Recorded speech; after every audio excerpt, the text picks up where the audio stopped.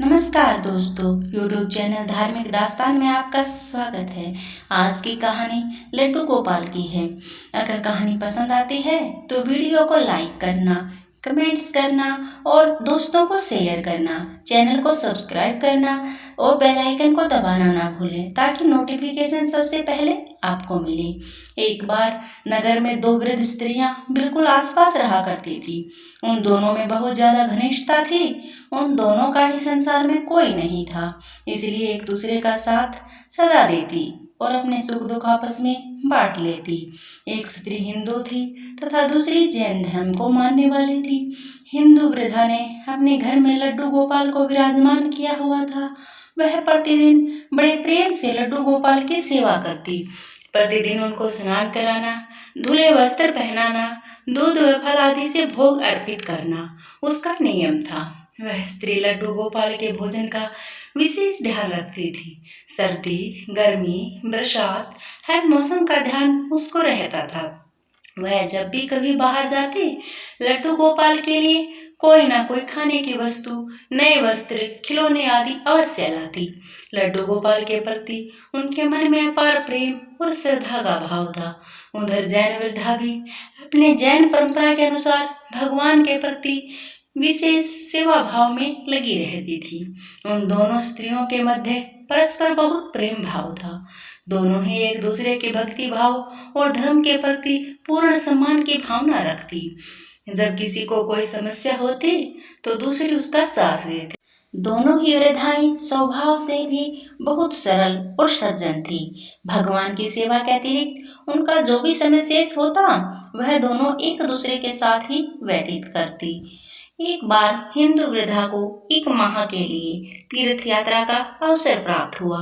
उसने दूसरी स्त्री से भी साथ चलने का आग्रह किया, किंतु वृद्धावस्था के कारण अधिक ना चल पाने के कारण उस स्त्री ने अपनी विवशता प्रकट कर दी। हिंदू वृद्धा ने कहा, कोई बात नहीं, मैं जहाँ भी जाऊंगी भगवान से तुम्हारे लिए प्रार्थना जरूर करूंगी।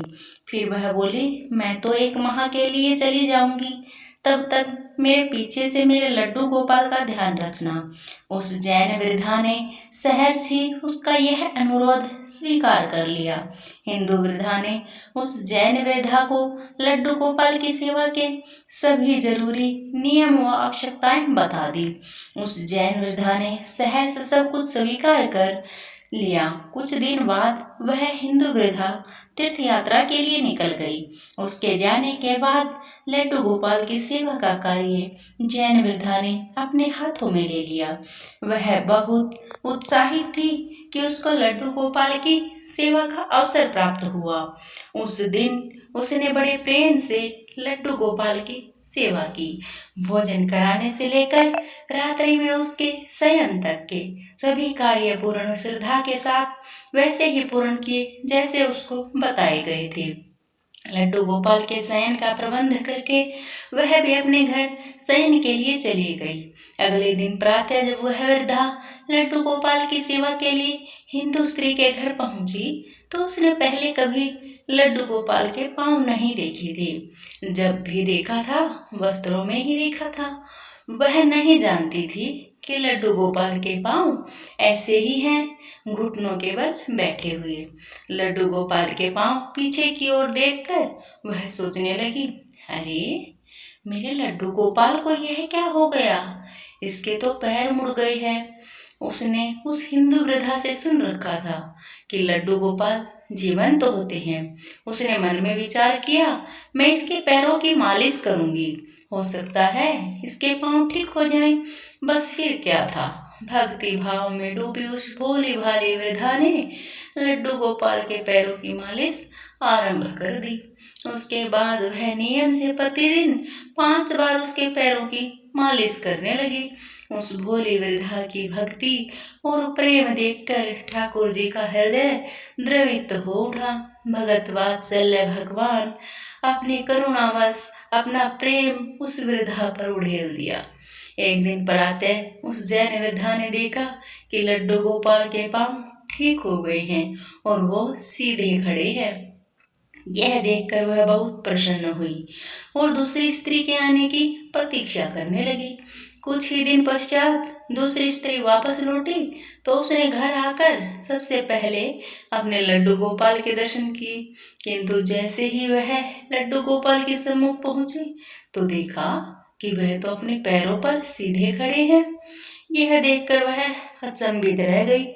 वह तुरंत उस दूसरी स्त्री के पास गई और उसको सारी बात बताई और पूछा कि मेरे लड्डू गोपाल कहाँ गए। यह सुनकर उस जैन स्त्री ने सारी बात बता दी। उसकी बात सुनकर वह वृद्ध स्त्री सन्न रह गई और उसको लेकर अपने घर गई। वहां जाकर उसने देखा कि लड्डू गोपाल तो मुस्कुरा रहे हैं। वह लड्डू गोपाल के चरणों में गिर पड़ी और बोली, हे गोपाल, आपकी लीला निराली है। मैंने इतने वर्षों तक आपकी सेवा की किंतु आपको नहीं पहचान सकी। फिर उस जैन वृद्धा ने बोली, तो धन्य है, तुझको नहीं मालूम कि हमारे लड्डू गोपाल के पांव तो ऐसे ही हैं पीछे की ओर, किंतु तेरी भक्ति और प्रेम ने तो लड्डू गोपाल के पांव भी सीधे कर दिए। उस दिन के बाद उन दोनों स्त्रियों के मध्य प्रेम भाव और अधिक बढ़ गया। दोनों मिलकर लड्डू गोपाल की सेवा करने लगी। वह दोनों स्त्रियां जब तक जीवित रही तब तक लड्डू गोपाल की नियमित सेवा करती रही। जय श्री कृष्णा। धन्यवाद दोस्तों।